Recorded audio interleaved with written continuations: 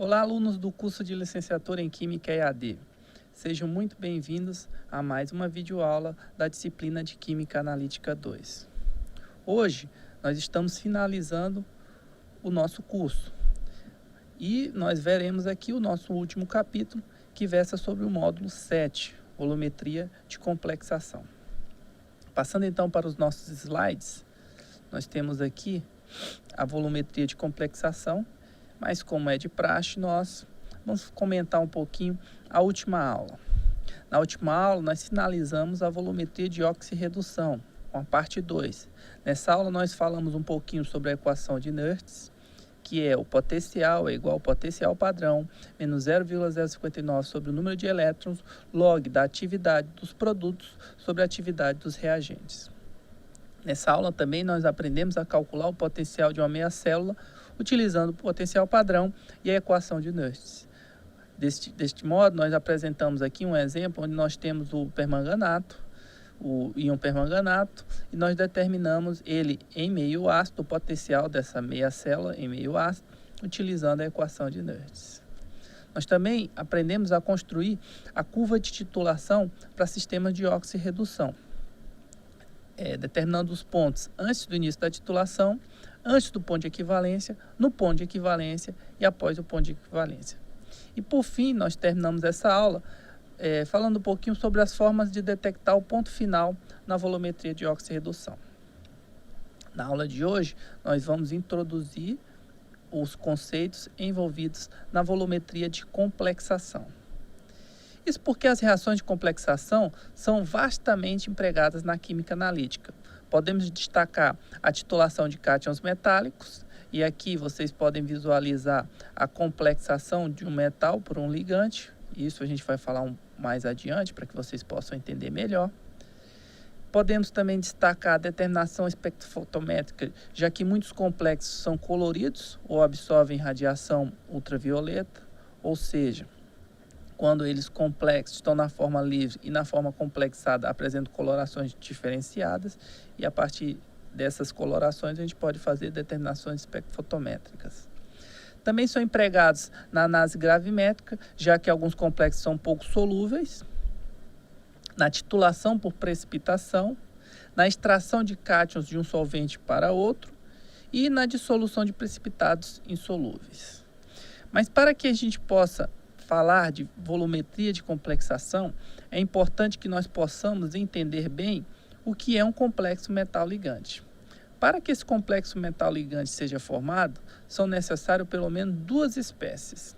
Inicialmente, nós precisamos de um íon metálico, e esse íon metálico ele age como um receptor de pares de elétrons, ou seja, como um ácido de Lewis, para formar compostos de coordenação ou complexos. Como exemplo, nós temos o metal cobre 2+, ao reagir com a glicina para formar o complexo cobre-glicina. O cobre aqui, ele age justamente como íon metálico necessário para formar o complexo cobre-glicina. Nós também precisamos de um ligante ou agente complexante.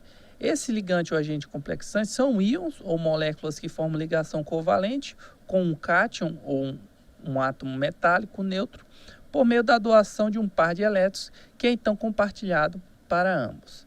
Novamente, nós vamos pegar aqui o exemplo do cobre reagindo com a glicina. Essa glicina aqui ela vai ter pares de elétrons presentes aqui no OH e no NH2, tá ok? E justamente esses pares de elétrons é que são doados para o cobre para formar a ligação cobre-glicina, do complexo cobre-glicina. Uma curiosidade é que a maioria dos íons metálicos em solução aquosa existem na forma de aquocomplexos. Por exemplo, o cobre, na verdade, em meio aquoso, ele está na forma de tetracobre, 2+. O cádmio, por outro lado, ele está na forma de hexacocádmio 2+. Porém, frequentemente não utilizamos esses aquocomplexos, não representamos na forma de ácido complexo e preferimos escrever de forma simplificada apenas o íon metálico como se fosse uma espécie não complexada. Uma outra informação importante, já que nós vamos trabalhar com volumetria de complexação, é entender o que é o número de coordenação. Esse número de coordenação representa o número de ligações covalentes que o cátion tende a formar. Por exemplo, o cobre 2+, ele tem um número de coordenação 4. E, portanto, quando ele forma o complexo tetrato cobre, ele vai se ligar a 4 ligantes de água para formar o complexo tetrato cobre 2+. O cádmio, ele já tem um número de coordenação 6, então ele vai se ligar a 6 moléculas de água. Esse número de coordenação, ele é função direta do tamanho ou do raio iônico do cátion metálico e do ânion. Assim, se o tamanho do cátion metálico aumenta, o número de ânions que ele coordena também vai aumentar.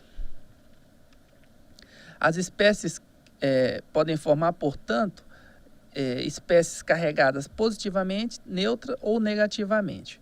Por exemplo, o cobre, quando se complexa com a amônia para formar o tetramin cobre 2+, ele apresenta uma carga positiva e por isso é um complexo catiônico. O exemplo que nós apresentamos anteriormente do complexo cobre-glicina não apresenta carga e por isso é um complexo neutro. E o cobre, ao complexar com o cloro, o íon cloreto, ele forma tetacloro cobre 2- e, portanto, é um complexo aniônico. É importante também nós falarmos um pouquinho dos tipos de ligante. Uma vez que um ligante que possui um único grupo doador de elétrons é chamado de ligante unidentado. Como exemplo, nós temos a amônia, que tem apenas um ponto aqui de doação de pares de elétrons, e a metilamina, que também apresenta um par de elétrons disponível aqui no nitrogênio. Já um ligante que possui 2 grupos disponíveis para formar ligação covalente é chamado de ligante bidentado. Como exemplo, nós temos a glicina, que apresenta pares de elétrons no oxigênio do OH e no nitrogênio do NH2, e a etilenodiamina, que apresenta pares de elétrons nos nitrogênios. Podem ainda existir ligantes polidentados ou multidentados, conforme o número de grupos doadores de elétrons disponíveis. Por exemplo, essa molécula grande aqui é do EDTA, o ácido etileno-diamino tretacético, e ele apresenta 6 pares de elétrons disponíveis para doação. Por isso, ele é um ligante hexadentado. Mais adiante, nós falaremos mais sobre o EDTA, porque ele é uma molécula-chave dentro da volumetria de complexação.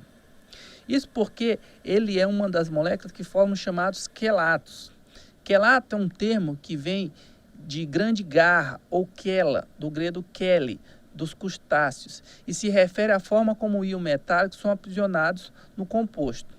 Por exemplo, na figura que nós apresentamos no início da aula, nós temos um metal complexado a um ligante, e esse ligante, na verdade, é o EDTA, que se complexa a esse metal como se fosse as garras de um caranguejo. Nessa representação esquemática, nós temos a molécula de EDTA sobreposta a um caranguejo para que possa representar o conceito de quelato. Um quelato, ele é produzido quando o íon metálico coordena-se com 2 ou mais grupos doadores de um único ligante para formar um anel heterocíclico de 5 ou 6 membros. Ou seja, para que ocorra a formação do quelato, necessariamente é preciso que se forme um anel heterocíclico com 5 ou 6 membros. Por exemplo, o cobre, ao se complexar com a glicina, ele vai formar esse complexo cobre-glicina, e esses 2 pontos aqui onde eu tenho doação de pares de elétrons vão se ligar ao cobre para formar esse anel aqui, heterocíclico, porque tem átomos distintos, com 5 membros, caracterizando ele como um quelato. É importante também nós falarmos do equilíbrio que envolve as reações de complexação. Isso porque, como nós já destacamos, as reações de complexação envolvem um íon metálico reagindo com um ligante para conformar um complexo metal-ligante. Por exemplo, nós temos um metal genérico reagindo com um ligante, formando um complexo metal-ligante. O exemplo que nós já apresentamos aqui é do cobre complexando com a amônia, formando tetramin cobre 2+. Outro exemplo é do cobre 2+, complexando com íons cloreto para formar o tetacloro cobre 2-.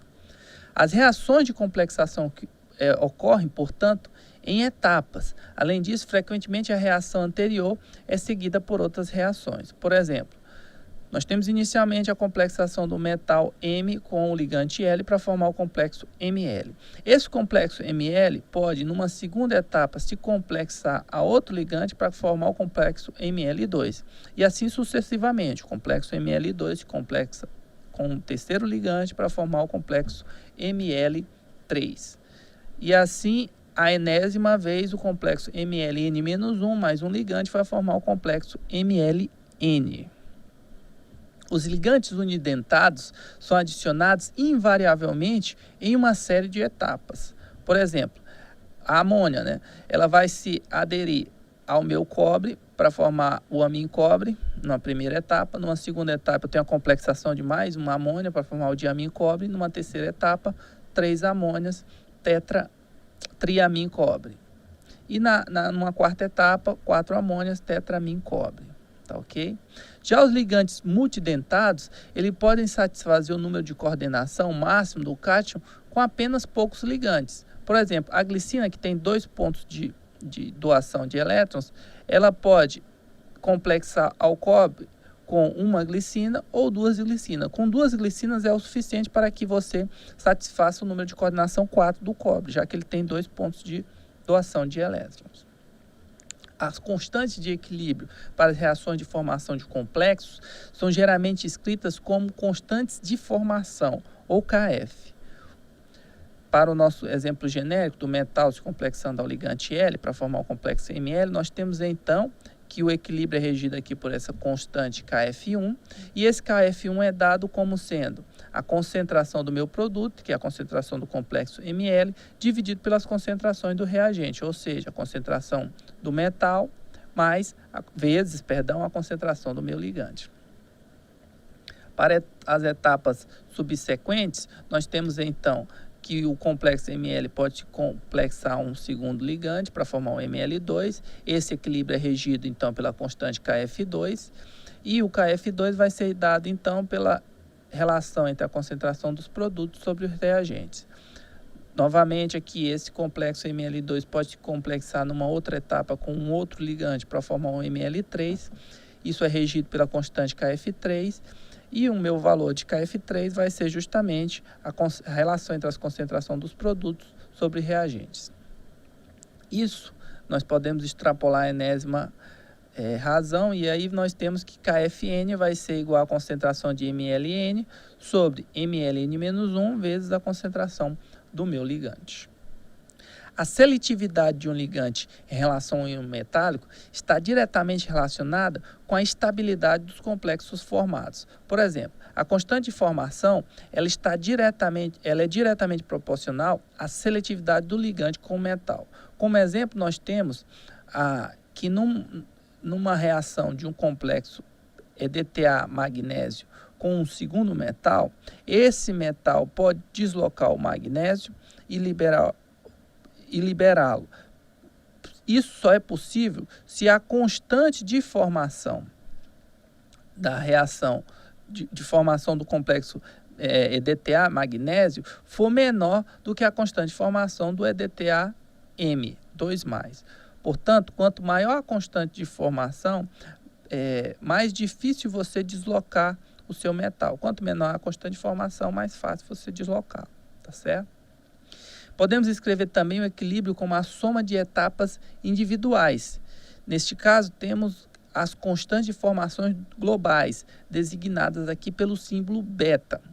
Para a nossa reação inicial aqui do metal complexando com o ligante para formar o Ml, o equilíbrio também vai ser regido por uma constante global, dada aqui por beta 1, e esse beta vai ser igual à relação da concentração dos produtos sobre os reagentes.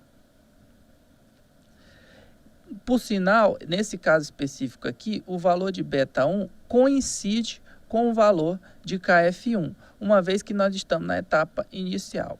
Isso não acontece nas etapas seguintes. Por exemplo, se eu tenho um metal, agora complexando não com um, mas 2 ligantes, eu tenho a formação direta do complexo Ml2. Portanto, esse equilíbrio vai ser regido aqui por uma constante chamada beta 2. Esse beta 2 vai ser igual à concentração do produto sobre as concentrações dos reagentes aqui elevado ao quadrado, porque nós temos dois ligantes. E eu posso afirmar para vocês que esse beta 2 equivale ao produto entre o KF1 e o KF2. Isso porque o KF1 vezes o KF2 nada mais é do que a relação das concentrações dos produtos e reagentes para o meu KF1 vezes a relação das concentrações dos produtos e reagentes para o meu KF2, e se cancelarmos aqui os termos que são equivalentes, nós temos justamente a relação das concentrações que correspondem ao meu valor de beta 2, tá ok? Como queríamos demonstrar, ou seja, beta 2 equivale a KF1 vezes KF2. No caso aqui do metal complexando com 3 ligantes, nós temos a formação do beta 3. Esse beta 3, essa constante global beta 3 é dada então pela concentração dos produtos pelos reagentes, e ela vai equivaler ao produto do KF1 pelo KF2 pelo KF3. Nós partimos aqui para a enésima reação. Nós temos então o equilíbrio regido por uma constante global chamada beta N, que vai ser igual à concentração de mLn sobre a concentração do metal vezes a concentração do ligante elevada a N. E, portanto, equivale esse beta N ao KF1 vezes o KF2 vezes o KF3 até KFN, tá ok? Para um dado metal, podemos calcular a fração da concentração total do metal que existe naquela forma. E essa fração é dada pelo valor de alfa. Como é que então calculamos o alfa para um dado metal? O alfa vai ser, portanto, a concentração de metal dividido pela concentração total do metal presente no meu reacional. Se, por outro lado, quisermos calcular a fração da concentração do complexo Ml, nós vamos então pegar a concentração do complexo Ml dividido pela concentração total do metal. Novamente, aqui na enésima reação, o alfa mLn vai ser igual à concentração de mLn dividido pela concentração total do metal, onde Cm é a concentração total do metal e que é escrita como sendo a soma da concentração do metal livre mais a concentração do metal complexada com um ligante, com dois ligantes e com enésimos ligantes aqui.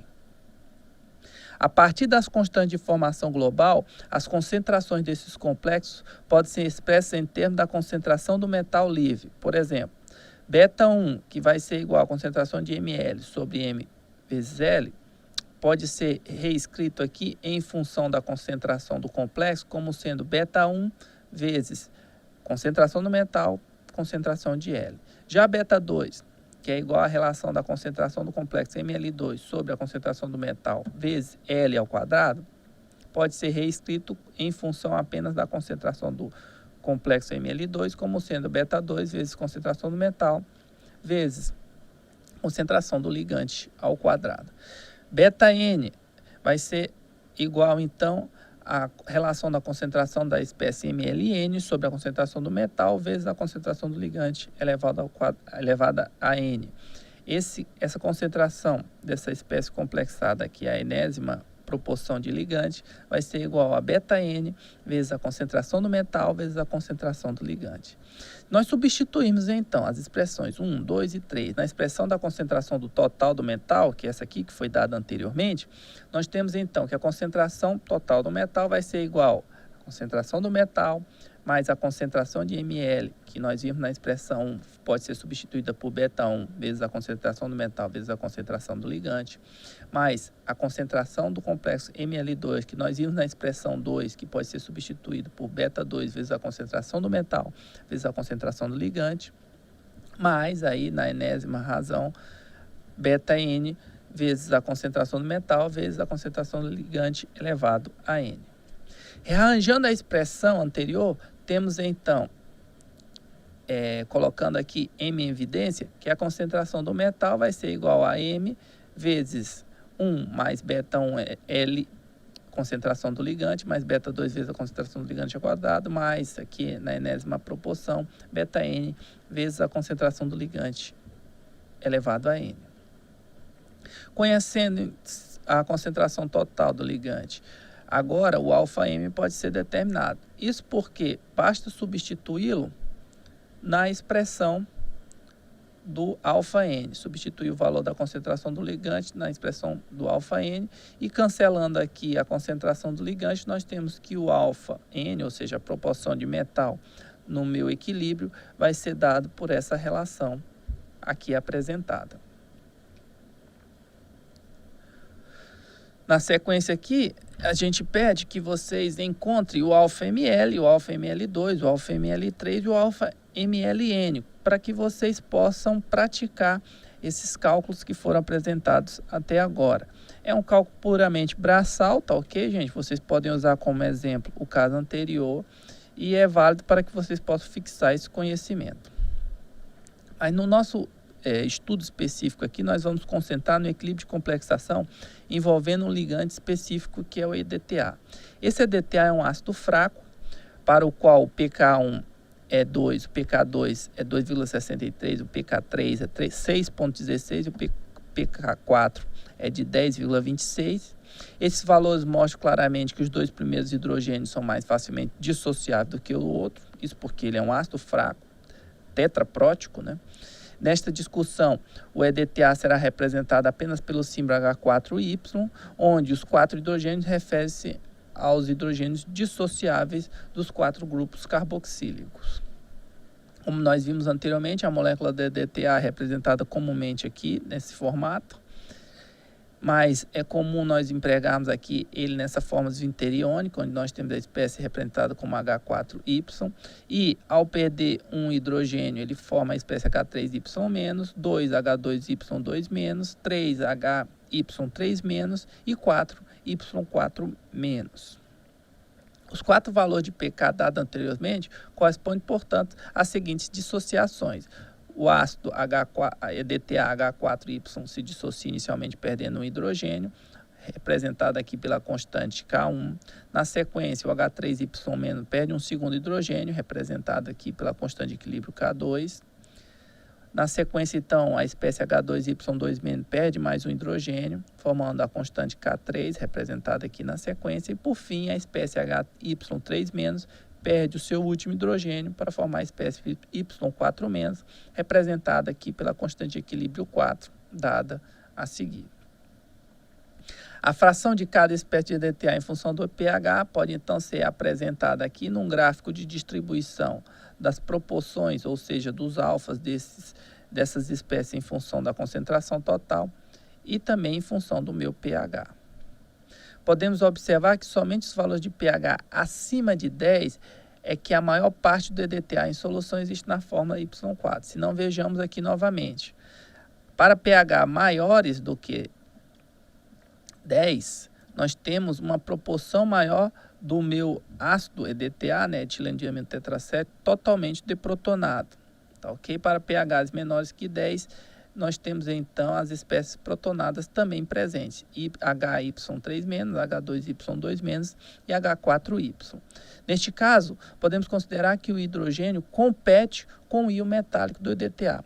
Por isso, nas titulações envolvendo o EDTA, nós geralmente trabalhamos com o meio tamponado em pH 10 ou maior que 10, para evitar a presença das espécies protonadas que competem com o meu íon metálico.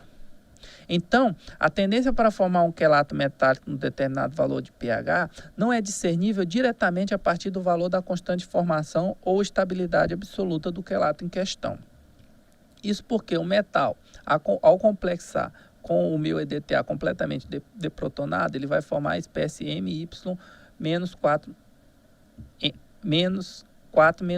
ou seja, o KF aqui vai ser igual à concentração do meu produto sobre o meu reagente.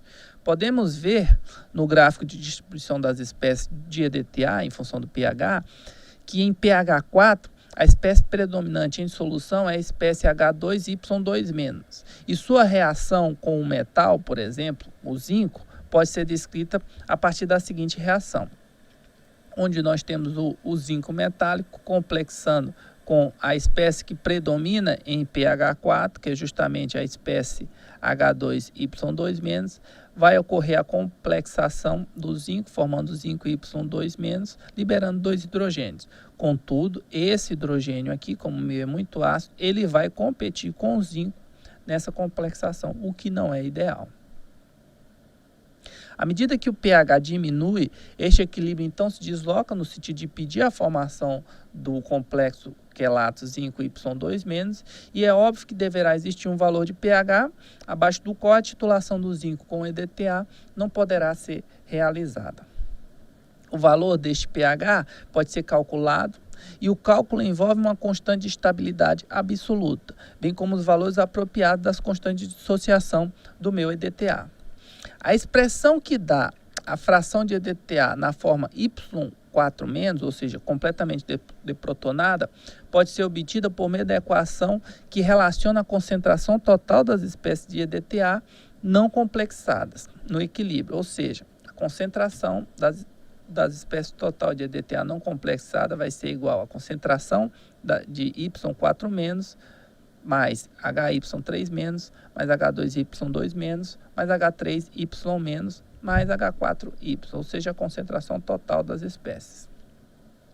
Substituindo a concentração das várias espécies em termos das suas constantes de dissociação, nós temos então que a concentração da espécie Y4- dividido pela concentração total das espécies não dissociadas vai ser equivalente a K1 vezes K2 vezes K3 vezes K4 dividido pela concentração de H mais A4, mais K1 vezes a concentração de H mais ao cubo, mais K1 vezes K2 vezes a concentração de H mais ao quadrado, vezes K1, K2, K3 vezes a concentração de H mais K1, K2, K3, K4. Ou seja, a relação entre a concentração de Y4- sobre a concentração total das espécies não complexadas vai ser dada aqui pelo meu alfa4. Ou seja, a concentração de Y4- é igual a alfa4 vezes a concentração das espécies total das espécies não dissociadas. Substituindo o valor de alfa4Ca na expressão da constante de estabilidade, nós temos então que o Kf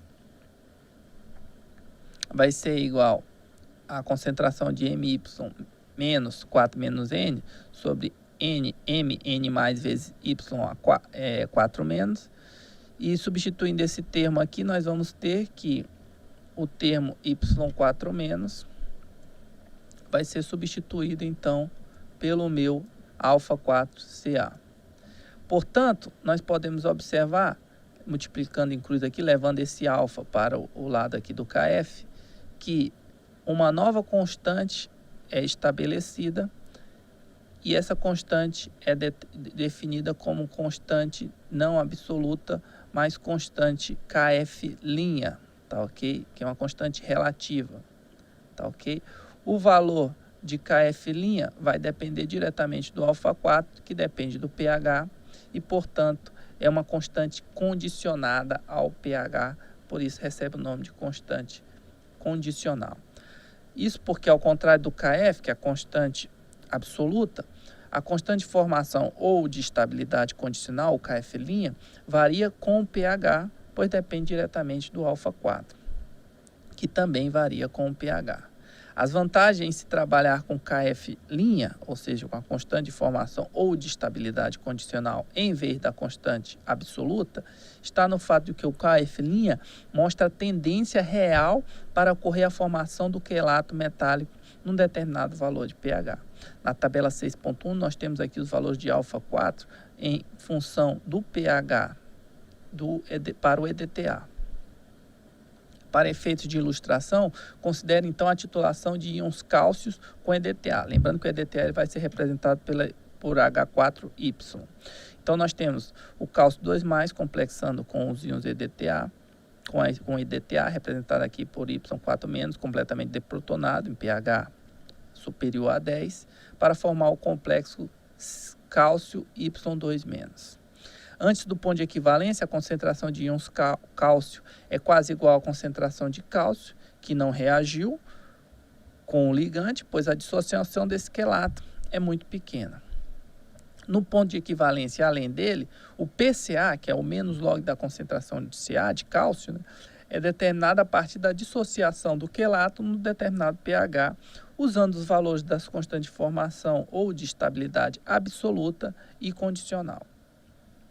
Como exemplo, então, considere a titulação de 50 ml de uma solução de cálcio 2+, 0,01 mol por litro, com EDTA de mesma concentração, 0,01 mol por litro. Essa solução de cálcio é inicialmente tamponada em pH 10 para garantir que prevaleçam as espécies Y4-, e ele pede para você calcular os valores de PCA nos vários estágios da titulação e traçar uma curva de titulação. A constante de dissociação condicional para o complexo cálcio EDTA em pH 10 pode ser calculada a partir da constante de formação absoluta do complexo, que é um valor tabelado, e do valor de alfa 4 para o EDTA em pH 10, que também é um valor tabelado, como vocês podem observar aqui na tabela 6.2. Portanto, a constante condicional aqui para a formação do complexo cálcio Y2- é igual à constante absoluta vezes o alfa 4. Com o valor da constante absoluta, que é tabelada de 5,0 vezes 10 a décima, e o valor de alfa 4 é de 0,35, nós temos que a constante condicional aqui para a formação do complexo CaY2- é igual a 1,8 vezes 10 a décima. Antes, então, do início da titulação, nós temos um volume de titulante igual a zero, ou seja, não foi adicionado ainda EDTA ao meio reacional. Neste ponto, nós temos apenas o cálcio presente em solução, portanto, a concentração de cálcio equivale a 0,01 mol por litro. Logo, o PCA, que é menos log da concentração de cálcio, 2+, vai ser menos log de 0,01 e, portanto, vai ser igual a 2. Antes do ponto de equivalência, e aí estrategicamente escolhemos aqui 20 ml do titulante, ou seja, após a adição de 20 ml de EDTA, nós temos que existe ainda um excesso considerável de íons cálcio, 2+ no meio reacional, uma vez que não chegamos ainda na equivalência química, e sendo o valor da constante de equilíbrio da ordem de 10 a décimo, podemos considerar que a concentração de cálcio 2+, devido à dissociação do complexo cálcio Y2- é desprezível, em relação à concentração de cálcio não complexada, ou seja, a concentração de cálcio vai ser igual ao volume inicialmente presente da solução de cálcio, vezes a sua concentração, menos o volume adicionado de EDTA, vezes a sua concentração. Aqui nós trabalhamos com volume em ml, por isso nós multiplicamos ao final por 10 a menos 3. Dividido pelo volume total, que é o volume inicialmente presente da solução de cálcio, mais do de EDTA adicionado, também multiplicado por 10 a menos 3, porque nós estamos trabalhando com volume em ml. O resultado dessa operação dá uma concentração de cálcio de 4,29 vezes 10 a menos 3 mol por litro. Portanto, o meu PCA, que é o menos log dessa concentração, vai ser de 2,37. Por meio de cálculos análogos a esse, nós podemos obter os valores do PCA para qualquer ponto da curva antes do ponto de equivalência. A área seguinte da curva é após a adição de 50 ml do titulante, que corresponde ao meu ponto de equivalência. Aqui a solução será 5,00 vezes 10 a menos 3 mol por litro e qualquer íon cálcio livre surgirá, portanto, da dissociação do meu complexo, porque a reação é completa do meu ligante com o meu metal. É evidente que a concentração de íons cálcio é idêntica à soma das concentrações das espécies EDTA não complexadas. Logo, a concentração de cálcio é equivalente à concentração total das espécies EDTA não complexadas. Portanto, a concentração do complexo vai ser dada por 50 ml vezes 0,01, que é a concentração de cálcio, vezes 10 a menos 3, dividido por 50, mais 50, ou seja, o volume total vezes 10 a menos 3. Aqui nós podemos utilizar tanto o número de mols do cálcio como o número do mol de EDTA, porque a reação é completa. Isso me dá, então, uma concentração de 5,00 vezes 10 a menos 3 mol por litro. A constante condicional, então, vai ser dada como concentração das espécies cálcio complexada de cálcio com Y2-, dividido pela concentração de cálcio 2+, vezes a concentração total das espécies não complexadas. Essa concentração de CaY2- é igual a 5,00 vezes 10 a menos 3, e como a concentração de cálcio é igual à concentração das espécies total não complexadas, nós temos aqui a concentração de cálcio ao quadrado. E tudo isso vai ser igual a 1,8 vezes 10 a décima, que foi a constante condicional que nós calculamos nos slides anteriores. Portanto, a concentração de cálcio 2+, vai ser igual a raiz quadrada de 5,0 vezes 10 a menos 3, dividido por 1,8 vezes 10 a décima, que vai me dar um valor de 5,2 vezes 10 a menos 7 mol por litro. Consequentemente, o meu valor de PCA vai ser de 6,28. Após a adição de 60 ml do titulante, nós temos, portanto, um excesso do DTA igual a 0,1 milimols, desprezando-se aqui as espécies Y4- provenientes da dissociação do complexo cálcio Y2-.